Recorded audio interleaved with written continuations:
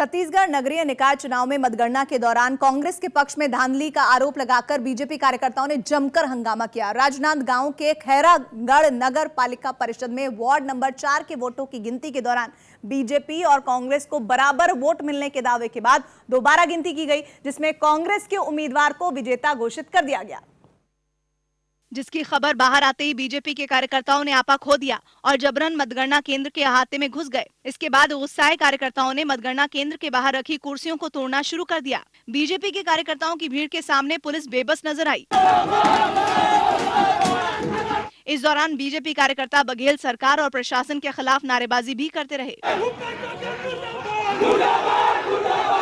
BJP ने आरोप लगाया कि खैरागढ़ नगर पालिका परिषद के 20 वार्ड में 10 में उनकी और 9 में कांग्रेस की जीत हुई, तो वार्ड नंबर 4 में धांधली के जरिए प्रशासन ने कांग्रेस को जीत दिला दी। भारतीय जनता पार्टी के वोट को कांग्रेस में डालकर वार्ड नंबर 4 के प्रत्याशी को जिताया गया है। बीजेपी ने वार्ड नंबर 4 में दोबारा वोटों की गिनती कराने की मांग की और ऐसा नहीं होने पर धरना देने की धमकी दी। विधानसभा चुनाव की तैयारियों के बीच उत्तराखंड कांग्रेस का बवाल बढ़ गया है और नौबत कार्यकर्ताओं के हाथों नेता की पिटाई तक पहुंच गई।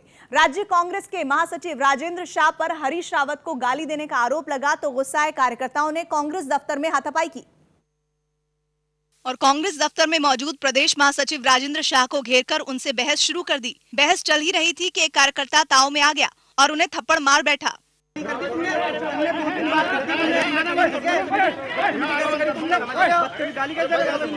नौबत मारपीट तक आई तो मौके पर मौजूद कई कार्यकर्ता बीच बचाव के लिए आ गए। अचानक हुई इस घटना से राजेंद्र शाह हैरान रह गए और उन्होंने पार्टी के कार्यकर्ताओं को गुंडा कह दिया। कार्यकर्ताओं ने इस पर भी ऐतराज जताया तो उनके सुर बदल गए। एक प्रदेश के महामंत्री पर कांग्रेस मुख्यालय के अंदर आकर इस तरह से अगर गुंडाई की जाएगी तो क्या इसका हसर, क्या संदेश जाएगा। राजेंद्र शाह ने दावा किया कि उन्होंने कभी हरीश रावत को अपशब्द नहीं कहे। इस पूरी घटना के दौरान वहां मौजूद कई कार्यकर्ता मीडिया के कैमरे बंद कराने की कोशिश करने लगे। बाद में कांग्रेस के नेताओं ने हाथापाई की घटना को गलत बताया। जबकि यह घटना तब हुई जब उत्तराखंड संकट के मुद्दे पर दिल्ली में बड़ी बैठक हो रही थी और जिसके बाद ये बताया जा रहा है कि हरीश रावत की नाराजगी दूर हो गई। दिल्ली में राहुल गांधी के साथ करीब 2 घंटे तक बैठक हुई, जिसमें हरीश रावत के अलावा पार्टी के प्रभारी देवेंद्र यादव, प्रदेश अध्यक्ष गणेश गोदियाल और विधायक दल के नेता प्रीतम सिंह समेत कई नेता शामिल हुए, जिसमें इस बात पर सहमति बनी कि राज्य में विधानसभा चुनाव हरीश रावत के नेतृत्व में लड़ा जाएगा।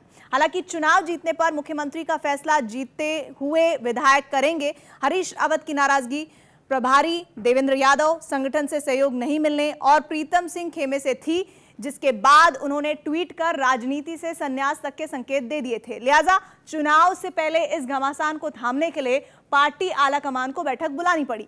सूत्रों के मुताबिक राहुल गांधी ने प्रभारी देवेंद्र यादव को भी बैठक में फटकार लगाई। हमारी जिंदगी केवल इतना है कि कदम कदम बढ़ाए जा, कांग्रेस की गीत गाए जा। बिहार के मुजफ्फरपुर से एक हैरान करने वाला वीडियो सामने आया। वहां बिजली के हाई टेंशन तार वाले टावर पर चढ़े एक आदमी को नीचे उतारने के लिए एसडीआरएफ और पुलिस के पसीने छूट गए। बताया गया कि आदमी मिठाई और मोबाइल के लिए एक दिन पहले उस टावर पर चढ़ा था और जब उसे उतारा गया तो उस आदमी की हरकतों से गुस्साई भीड़ ने उस पर हमला कर दिया।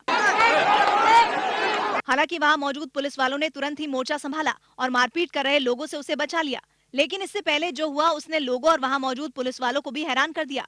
उस आदमी ने नीचे न उतरने के लिए सारे दाव आजमाए, यहाँ तक कि वो टावर को छोड़कर बिजली की तार से लटक गया। इसके बाद उसे बचाने के लिए सबसे पहले टावर के आसपास एक बड़ा जाल बांध दिया गया और फिर उसे नीचे उतारने की कोशिश की गई। उसकी जान बचाने के लिए कई इलाकों की बिजली भी काट दी गई और फिर जिस बिजली की तार पर वो लटका हुआ था उसे टावर से खोल दिया गया, जिससे वो आदमी तार से लटकता हुआ नीचे बंधे जाल से गिर गया।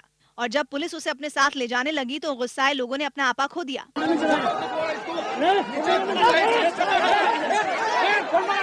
हालांकि किसी तरह पुलिस वालों ने उसे एम्बुलेंस में बैठा दिया और फिर वहां से उसे लेकर चले गए। उत्तर प्रदेश के कानपुर में 2 बड़े व्यापारियों के ठिकानों पर जीएसटी की इंटेलिजेंस टीम ने इनकम टैक्स विभाग के साथ मिलकर कई घंटों तक छापेमारी की। दावा है कि कानपुर के इत्र व्यापारी पीयूष जैन के घर से 165 करोड़ से ज्यादा कैश बरामद किया गया। जिसे देखकर जांच टीम के भी होश उड़ गए। बरामद रकम इतनी ज्यादा थी कि उसे गिनने के लिए एक नहीं बल्कि कई मशीनों की मदद ली गई। छापेमारी के दौरान इत्र व्यापारी पीयूष जैन के पूरे घर को सील कर दिया गया। बाहर से भी पुलिस का पहरा बैठा दिया गया ताकि कोई भी इस कार्रवाई में दखल ना दे सके। वहीं जिस कमरे में कई घंटों तक नोटों की गिनती चलती रही, वो पूरा कमरा नोटों की गड्डियों से भरा दिखाई दिया। फर्श पर हर तरफ नोट ही नोट दिखाई दे रहे थे। इन नोटों की गड्डियों को रखने के लिए कई बड़े संदूकों को लाया गया, जिसके बाद उन संदूकों को जांच टीम ने अपने साथ ले जाने का भी इंतजाम किया। 150 करोड़ से ज्यादा जो मिला है उसको जहां एक और इनकम टैक्स और जीएसटी के अधिकारी इसको ट्रंक्स में रख रहे हैं, तो वहीं उसके लेके व्हीकल आ चुकी है। इस छापेमारी के बाद जांच टीम कारोबारी पीयूष जैन के बेटे को पूछताछ के लिए अपने साथ ले गई। अब इत्र व्यापारी के अलावा जीएसटी और इनकम टैक्स विभाग की टीम ने शहर के एक और व्यापारी पर शिकंजा कसा। जांच टीम के पान मसाला कारोबारी के अग्रवाल के घर पर भी छापेमारी होने की जानकारी है। खबर है कि उन्हें पान मसाला बनाने में इस्तेमाल होने वाले खुशबूदार केमिकल की सप्लाई इत्र व्यापारी पीयूष जैन ही करता था, जिनके घर हुई छापेमारी में 165 करोड़ से ज्यादा कैश बरामद करने का दावा किया गया। वहीं जांच टीम अब इस बात का पता लगाने में जुटी है कि इतनी बड़ी रकम उनके पास आई तो आई कहां से। और इस बीच कानपुर में व्यापारियों के ठिकानों पर हुई छापेमारी से राज्य का सियासी पारा गर्मा गया। बीजेपी ने इस मुद्दे पर समाजवादी पार्टी को निशाने पर लिया और इन व्यापारियों को समाजवादी पार्टी के नेताओं का करीबी बताते हुए उस पर हमला बोल दिया। समाजवादी पार्टी के तमाम करीबियों के यहाँ लगातार इनकम टैक्स और ईडी के छापे पड़ रहे हैं, जिसमें सैकड़ों करोड़ के कैश का खुलासा हो रहा है। बीजेपी के इस हमले का जवाब देने में समाजवादी पार्टी ने भी देर नहीं की। कहीं कोई इनकम टैक्स की कार्रवाई होती है, उसको समाजवादी पार्टी से जोड़ दिया जाता है। भारतीय जनता पार्टी जनता में समाजवादी पार्टी को बदनाम करना चाहती है। इस मामले में जांच टीम ने कानपुर के अलावा उत्तर प्रदेश के दूसरे शहरों में भी छापेमारी की। यूपी के पीलीभीत से रोंगटे खड़े कर देने वाला एक वीडियो सामने आया। वहां एक बेकाबू ट्रक ने एक बुजुर्ग को रौंद दिया। एक दिन पहले ये घटना तब हुई जब वो बुजुर्ग सड़क पार कर रहे थे, तभी उन्हें सामने से आ रहे उस ट्रक ने टक्कर मार दी। इस घटना का एक वीडियो भी सामने आया, जिसमें वहां की एक भीड़भाड़ वाली सड़क को कुछ लोग पार करते दिखाई दिए। इन्हीं लोगों में वो बुजुर्ग भी दिखे। उनके हाथ में एक लाठी थी और वो धीरे धीरे सड़क की दूसरी ओर जाते नजर आए, लेकिन वो अपनी मंजिल तक पहुंचते उससे पहले ही वो ट्रक अचानक मुड़ा और उस बुजुर्ग को अपनी चपेट में ले लिया। हादसे के बाद वहां भीड़ तो जुट गई, लेकिन कोई भी उनकी मदद के लिए आगे नहीं आया। इतना ही नहीं, एक पुलिस वाला भी वहां नजर आया, जो टहलता हुआ हादसे वाली जगह पर पहुंचा तो जरूर, लेकिन घायल को अस्पताल पहुंचाने के बजाय वो उल्टे पांव वापस हो गया। हालांकि बाद में कुछ लोगों की मदद से घायल बुजुर्ग को अस्पताल पहुंचा दिया गया। उत्तर प्रदेश के प्रयागराज से हैरान करने वाला एक वीडियो सामने आया। वहां थाने के अंदर ही सेशंस कोर्ट के वकीलों के दो पक्षों के बीच जमकर मारपीट हो गई। बताया गया कि किसी आदमी की पैरवी को लेकर उनके बीच कोर्ट के पास ही विवाद शुरू हुआ। तभी एक पक्ष थाने पहुंच गया और उस आदमी के खिलाफ केस दर्ज करवाया गया, जिसके बाद मामले ने तूल पकड़ लिया और दोनों ही पक्ष थाने के अंदर ही आपस में भिड़ गए। वहां से सामने आई तस्वीर में दोनों पक्षों के कई वकील एक दूसरे को पीटते दिखाई दिए। इस दौरान कोई किसी से हार मानने को तैयार नहीं था, जिसका नतीजा ये हुआ कि काफी देर तक उनके बीच लड़ाई होती रही। हालांकि वहां मौजूद पुलिस वालों ने कई बार उन्हें शांत कराने की कोशिश की, लेकिन गुस्साए वकीलों पर इसका कोई असर नहीं हुआ। इस हंगामे को देखते हुए वहां कई थानों की पुलिस को बुलाना पड़ा, तब जाकर वकीलों की ये मारपीट खत्म हुई। जो भी वहाँ पे सीसीटीवी वगैरह होगी उसको चेक करके जो भी आवश्यक कार्रवाई की जाएगी। बाद में दोनों ही पक्षों ने एक दूसरे के खिलाफ थाने में शिकायत दर्ज करवाई। आतंकी संगठन लश्कर ए तैयबा के आतंकियों ने कश्मीर में हमले की बड़ी साजिश रची। खुफिया एजेंसी की रिपोर्ट के मुताबिक बर्फबारी के मौसम में बड़ी संख्या में लश्कर ए तैयबा के आतंकी घाटी में घुसपैठ करने की फिराक में है और इन आतंकियों का मंसूबा वहां के रेलवे ट्रैक को निशाना बनाना है। खबर है कि कुछ आतंकी बडगांव में रेलवे ट्रैक की रेकी भी कर चुके हैं ताकि अपनी साजिश को अंजाम दे सके। और इसी बीच खबर यह भी है कि सीमा पार बैठे आतंकी अनंतनाग में नेशनल हाईवे पर सुरक्षा बल को उनके काफिले को निशाना बनाने की फिराक में भी है। बिहार के जहानाबाद के एक अस्पताल में लाखों रुपए की एक्सरे मशीन को चींटियां खा गई। असल में इलाके के विधायक सतीश कुमार ने जब अस्पताल का दौरा किया तो उन्होंने वहां एक्सरे की नई मशीन उन्हें नजर आई, जिसे इस्तेमाल में नहीं लाया गया था। बताया गया कि विधायक ने 22 लाख रुपए की उस मशीन को अपने सामने चालू करवाया, लेकिन उससे एक भी एक्सरे नहीं निकला। जब विधायक ने डॉक्टरों से मशीन की खराबी के बारे में पूछा तो जवाब मिला कि लंबे वक्त से मशीन रखी है और चींटियां खा गई हैं इसे। इसके बाद मशीन की सप्लाई करने वाले कॉन्ट्रैक्टर से भी बात की गई तो उसने भी यही जवाब दिया कि मशीन तो बिल्कुल सही दी गई थी, लेकिन अभी उसे चींटियां खा गई हैं। खबर है कि इस घटना के बाद वहां हैदराबाद के दूसरी मशीन मंगवाई जा रही है और इससे पहले बिहार में चूहों के शराब पीने की खबर भी काफी सुर्खियों में रही थी। पंजाब में आतंकवादी किसी बड़ी साजिश की रचने की फिराक में है, जिसे लेकर खुफिया एजेंसियों ने अलर्ट जारी किया है और खबर है कि पंजाब में लश्कर तैयबा के आतंकवादी घुसपैठ कर सकते हैं और इस साजिश को अंजाम देने के लिए उन्होंने पाकिस्तान की सेना से कमांडो की ट्रेनिंग भी ली है। यही नहीं, खबर यह भी है कि इन आतंकियों की संख्या 5 हो सकती है और वो सिखों की वेशभूषा में करतारपुर कॉरिडोर के जरिए घुसपैठ की कोशिश में है। पंजाब के अलावा आतंकवादियों ने कश्मीर में भी सुरक्षा बल के जवानों पर हमले की साजिश रची है, जिसकी जिम्मेदारी पाकिस्तान की खुफिया एजेंसी ISI ने अपने एक आतंकी नेटवर्क को दी है।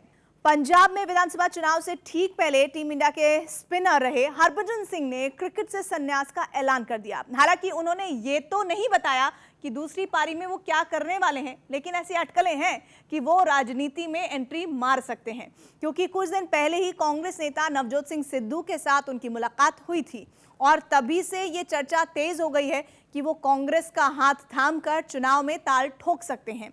जलंधर के हीरो हरभजन सिंह ने संन्यास का ऐलान करते हुए मैदान पर अपने यादगार पलों का जिक्र किया, लेकिन साथ ही ये भी कह दिया कि वो नई पारी के लिए तैयार हैं। इसलिए ऐसा माना जा रहा है कि वो सियासत की पिच पर उतर सकते हैं। अब नई चुनौतियों के साथ एक दूसरा चैप्टर मेरी जिंदगी में शुरू हो रहा है। यकीन मानिए, आपका टर्मिनेटर इम्तिहान के लिए तैयार है, बस प्यार बनाए रखना।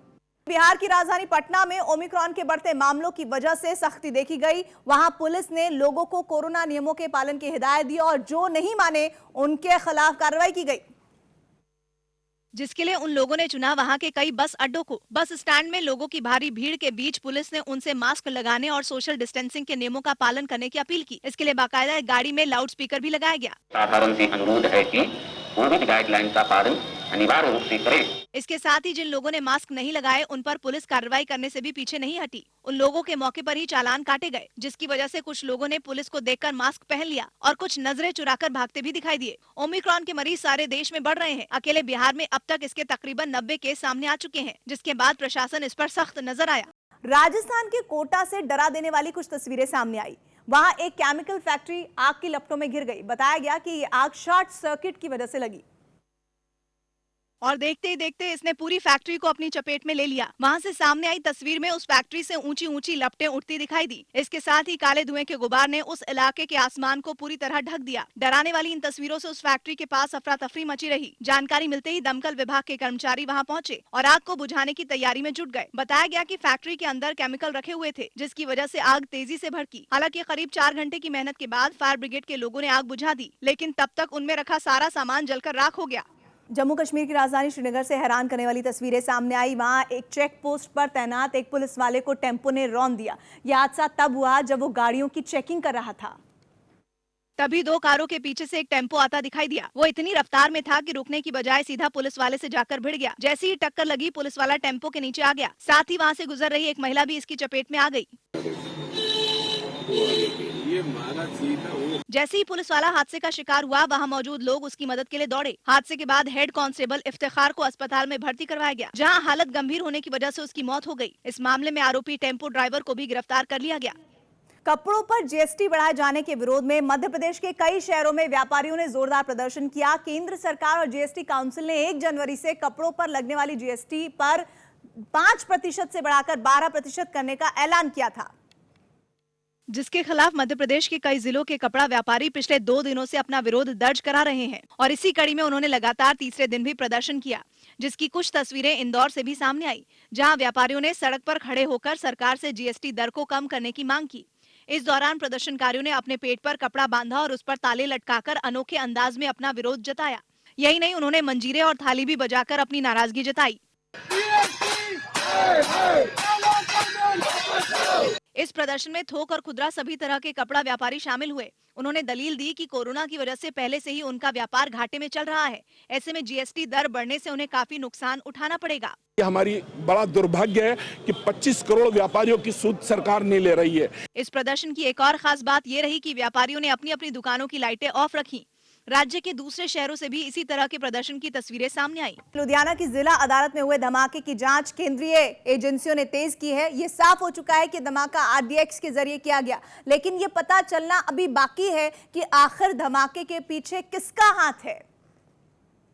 और धमाके के पीछे मंशा क्या रही। एनआईए की टीम लुधियाना कोर्ट में चप्पे चप्पे पर जांच करने में लगी रही। साथ में लुधियाना पुलिस भी लगी रही। सख्त सुरक्षा पहरे के बीच जांच चलती रही। कोर्ट में खड़ी उन कारों को भी हिलाने की इजाजत नहीं दी गई जिन्हें धमाके की वजह से नुकसान पहुंचा था। एक दिन पहले कोर्ट में हुआ धमाका इतना जोरदार था कि आसपास की कई दीवारें एक झटके में मलबे में बदल गई थी। मुख्यमंत्री ने इस बात पर मुहर लगा दी कि धमाके में आरडीएक्स का इस्तेमाल हुआ था। आरडीएक्स ਤੇ ਕੁਝ ਐਸੇ ਇਸ਼ੂ ਹੈ ਜਿਹੜੇ ਪੰਜਾਬ ਕੋਲ ਉਹ ਸਿਸਟਮ ਨਹੀਂ ਹੈ। ਉਹ ਕੇਂਦਰ ਸਰਕਾਰ ਦੀਆਂ ਏਜੰਸੀਆਂ ਆ ਕੇ ਦੇਖਦੀਆਂ ਹੈ ਕਿਸ ਲੈਵਲ ਦਾ ਆਰਡੀਐਕਸ ਕਿੱਥੋਂ ਆਇਆ ਹੋ ਸਕਦਾ। एक तरफ केंद्रीय एजेंसियों ने जांच तेज कर दी, दूसरी तरफ केंद्रीय मंत्री किरेन रिजिजू लुधियाना पहुंचे। जिला अदालत पहुंचकर धमाके वाली जगह देखी और फिर अस्पताल पहुंचकर जख्मी लोगों से हालचाल भी पूछा। इस बीच जांच एजेंसियों के सूत्रों से ये भी पता चला कि इस धमाके से पहले ही केंद्रीय एजेंसियों ने पंजाब सरकार को अलर्ट भेजा था और सतर्क रहने को कहा था। हैरानी की बात तो ये है कि एक नहीं बल्कि 3 बार अलर्ट भेजे गए थे। ये अलर्ट 9 जुलाई, 7 दिसंबर और 23 दिसंबर को भेजे जाने की बात सामने आई है। इनमें 23 दिसंबर का दिन इसलिए अहम है क्योंकि ये सबसे ताज़ा अलर्ट था और इसी दिन कोर्ट में धमाका हुआ था। पंजाब को दिए गए अलर्ट में पाकिस्तान, उसकी खुफिया एजेंसी आईएसआई और खालिस्तानी संगठनों के जरिए किसी हमले का शक जताया गया था और ये भी कहा गया था कि ये हमला किसी संवेदनशील जगहों पर या फिर भीड़ वाली जगहों पर हो सकता है। दूसरी तरफ अभी तक की जांच में ये साफ होता दिख रहा है कि बम धमाका आरडीएक्स के जरिए किया गया और ये धमाका कोई लो इंटेंसिटी ब्लास्ट नहीं था बल्कि एक हाई इंटेंसिटी ब्लास्ट था जिसके जरिए बड़ा नुकसान करने की योजना बनाई गई थी।